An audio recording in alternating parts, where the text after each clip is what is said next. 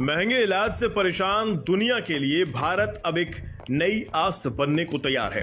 भारत दुनिया का सस्ता दवाखाना बनने जा रहा है और इसका सीधा फायदा देश के फार्मा निर्यात को होगा।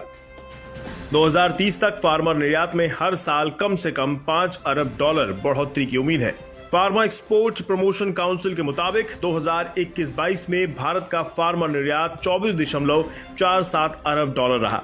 2030 तक भारत के फार्मा निर्यात के $70 अरब तक पहुंचने की संभावना है।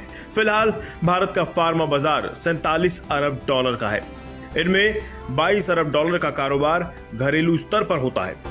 दवा निर्यातकों का कहना है कि भारत सस्ती यानी जेनेरिक दवा बनाता है और फिलहाल दुनिया की 20% जेनेरिक दवा का सप्लायर भारत है। दुनिया में लगने वाले 60% वैक्सीन का सप्लायर भी भारत ही है। फार्मा एक्सपोर्टर्स के मुताबिक भारत पहले से ही वैश्विक दवाखाना है, क्योंकि दुनिया के 206 देशों में किसी न किसी रूप में भारतीय दवा की सप्लाई होती है। अब उन देशों में भी भारत की सस्ती दवाओं की आपूर्ति होगी जिन्हें भारत की सस्ती दवा पर बहुत ज्यादा यकीन नहीं होता।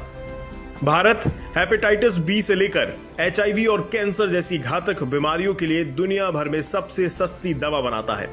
रसायन और खाद्य मंत्रालय के आंकड़ों के मुताबिक एक्टिव फार्मास्यूटिकल्स इंग्रेडिएंट्स यानी API के उत्पादन में बढ़ोतरी को लेकर PLI स्कीम के ऐलान के बाद उन 35 API का उत्पादन शुरू हो चुका है जिनका अब तक देश में आयात होता था। PLI स्कीम के तहत 53 API के उत्पादन की पहचान की गई है और इसके लिए 32 नए प्लांट लगाए गए हैं। भारत हर साल $2.8 अरब की API और दूसरे कच्चे माल का आयात चीन से करता है, लेकिन दूसरी तरफ भारत $4.8 अरब के API और दवा के दूसरे कच्चे माल का निर्यात भी करता है। हाल ही में UAE और ऑस्ट्रेलिया से भारत ने जो व्यापार समझौता किया है, उससे भी भारतीय फार्मा एक्सपोर्ट को बड़ा फायदा मिलने जा रहा है।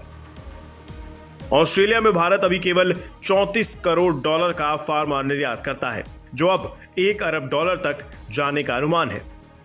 UAE के बाजार से भारतीय दवा अफ्रीका के देशों में जाएगी। दक्षिण अमेरिका के देश भी भारत की सस्ती दवाओं के लिए अपने दरवाजे खोल रहे हैं।